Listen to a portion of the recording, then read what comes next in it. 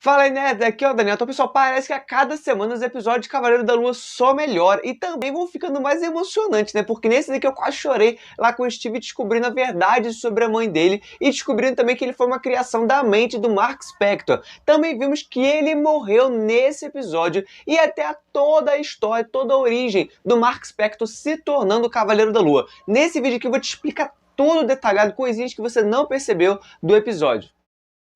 O episódio já começa mostrando o Mark lá naquela clínica psiquiatra junto com o Arthur Harry, que meio que é o psicólogo dele. E o episódio todo, né, vai oscilando entre essa consulta e o que está acontecendo de verdade ali. Então depois disso pula para uma cena lá onde aparece a deusa hipopótamo, que é a deusa Tarret, e explica meio que ela é uma guia através do caminho após a vida, né, que ela vai guiar eles ou para o paraíso, ou se o coração deles não ficar certinho na balança, eles vão ser jogados ali nas areias e devorados meio que por uns zumbis, uns troço doido ali. Só que o que acontece? Como a gente já tinha visto, né, a balança dele nunca fica certa, porque ele tem duas personalidades. Então, uma personalidade sabe de uma coisa, a outra não sabe, então tem esses impasses. E eles têm que fazer essa balança igualar. E aí que começa a graça do episódio, porque o episódio foi sensacional, justamente porque o Mark vai ter que contar coisas que o Steve não sabe. E o Steve vai descobrindo várias coisas muito podres da vida do Mark. Com isso, nessa clínica psiquiátrica, ele descobre que tem várias portas, e cada porta dessas são memórias, recordações da vida dele. E é isso que é bem legal, porque o Mark, né, ele tem vários segredos obscuros. Com isso, o Steve ele entra numa sala onde ele vê vários cadáveres, pessoas mortas, e ele percebe, né, que todas essas pessoas mortas era do Mark. O próprio Mark confirma que ele lembrava de cada um, e foi até bem tenso essa parte, porque o Steve fala, ué, você lembra de cada pessoa? E o Mark fala, ó, tenta matar uma pessoa para você ver se você nunca mais vai esquecer o rosto dessa pessoa. Então foi bem tenso essa parte, ele vendo várias coisas ali, e ele mostra que ele se arrepende, ele falando que se ele pudesse escolher, ele nunca teria se aliado ao Khonshu, porque essas pessoas foram mortas a mandado do Khonshu, porque, tipo, por mais que elas sejam cruéis, assassinos, pessoas cruéis ali, você não pode sair matando a pessoa só por causa disso, né? E ele fala que se arrepende. Nesse momento, a balança ela começa a se igualar. Por quê? Porque mostra, né, que o Mark ele tá aceitando o seu passado, tá aprendendo a lidar com o seu passado, e o Steve tá sabendo de toda a verdade. Só que nesse momento aparece uma criança, e com isso o Steve fica apavorado. Como assim? Tem uma criança no lugar que todas as mortes, né, que o Mark fez. Quer dizer, tipo, ele pensou que o Mark tinha matado uma criança também. Com isso, né, o Mark fica desesperado, tipo, não vai até lá, não vai até essa criança, que senão ele descobriria a verdade, né? Só que o Steve vai até essa criança e ele descobre que, na verdade, era o irmão dele, né, o irmão do Mark. E ele também vê todos os pais, né, vê o pai e a mãe do Mark lá na infância. Só que você sabe, né, que criança é burro, o bichinho burro, não tem noção das coisas. E acabaram que numa brincadeira, né, o Mark, que era o irmão mais velho, levou o seu irmão pequenininho para uma caverna. Só que começou a chover e essa caverna começou a inundar e o seu irmão acabou morrendo. Foi bem triste isso. E o pior não foi a morte da criança não, porque a criança não tem culpa, ela é inocente, né? Foi meio burrinha ali. Só que o pior é a mãe, que mãe psicopata, maluca, retardada, que botava a culpa no filho por causa da morte do outro filho, cara. Era desumano o que ela fazia, ela batia, ela humilhava, ela maltratava por anos o filho por causa de uma coisa que ele nem teve culpa. Como é que pode uma mãe, sua vagabunda,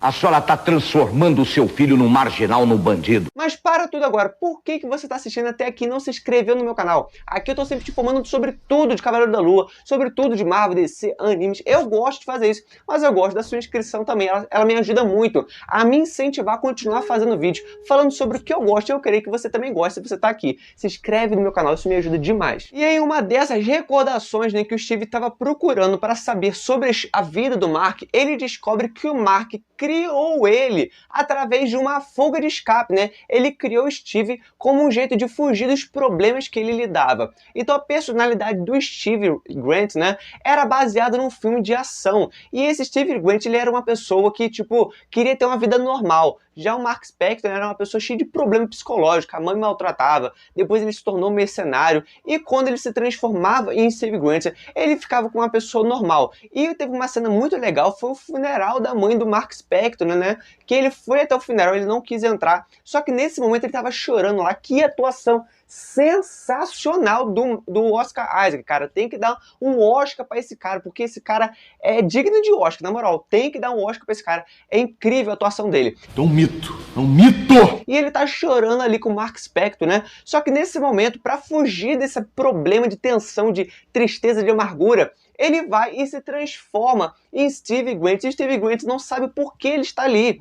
E tipo, ele fica perdidinho. E ele acaba ligando pra mãe. Só que a gente percebe, né, que não tem mãe nenhuma. Porque a mãe morreu. Então isso é bem legal, porque isso volta lá no segundo episódio, na verdade. Quando a Layla, ela entra no apartamento do Steve Grant. E ele fala que ele estava conversando com a mãe dele. Só que aí ela fala, ué, você voltou a conversar com a sua mãe? Quer dizer, porque ela sabia que o Mark não conversava mais. Só que pelo jeito ela também nem sabia que a mãe dele tinha morrido. Então é bem pesado, cara, que a atuação é incrível, como ele conseguiu mudar as personalidades, e foi bem triste a gente saber que, na verdade, ele conversava com ninguém. E outra referência bem legal é aquele peixinho dourado de uma barbatana que a gente viu lá no primeiro episódio, que o Steve Grant tem. E esse peixinho foi baseado no desenho do irmão dele, quando a gente vê que o irmão dele está fazendo um desenho de um peixinho só de uma barbatana. Foi bem pesado isso. Agora uma pergunta, cadê a aparição do Jack Lockley? Como a gente sabe, né, o Cavaleiro da Lua ele tem outra personalidade chamada de Jack Lockley, que aparece na série com uma personalidade assassina. E a gente viu lá no terceiro episódio matando geral. E depois a gente viu no episódio de semana passada, onde ele estava preso no sarcófago. Só que eles não quiseram mostrar ele na série, e sinceramente eu até achei melhor, né? Por mais que eu queria ver essa outra personalidade aparecendo, foi bem melhor, porque se com duas personalidades só agora tá explicando tudo mesmo sobre as duas personalidades, imagina se aparecesse uma outra, ia confundir mais ainda, ia ficar coisas sem explicações, porque teria que explicar por que ele tem uma outra personalidade também, então quer dizer, tipo, não faria muito sentido. É verdade. Quer dizer, às vezes não. Agora nós chegamos na cena que mais me chocou, porque eu não esperava por aquilo, que era a morte do Steven Grant. Sinceramente, eu não acho que ele morreu mesmo, porque não faz sentido ter o Cavaleiro da Lua se não tiver múltiplas personalidades. Não faz sentido tirar essa parte doidinha dele, porque é isso que dá a graça nele. É isso que deixou ele legal, a história dele. Todo mundo gostou mais do Steve Grant do que do próprio Mark Spector. E como você sabe, nos quadrinhos ele é todo doido por causa disso, o pessoal zoa ele. Então eu não acredito que na Marvel eles vão, sabe, tirar completamente o Steve Grant. Eu acho que no futuro, né, tipo, no último episódio, lá na cena pós-crédito, talvez apareça ele voltando pro Mark Spector. Mas por que ele morreu? O que aconteceu? Bom, pessoal, lá no final do episódio, nós vimos lá que, tipo, a balança não tinha se igualado ainda. E com isso, aqueles demônios lá da areia começaram a subir no barco, querendo a alma do Steve Grant e do Mark Spector. Então começa uma batalha ali, o Mark Spector deixa o Steve Grant de lado, e com aquela instinto de predador, de lutador ali, ele começa a lutar com aqueles seres. Só que ele tá perdendo, porque aqueles seres são imortais, cheios de areia ali.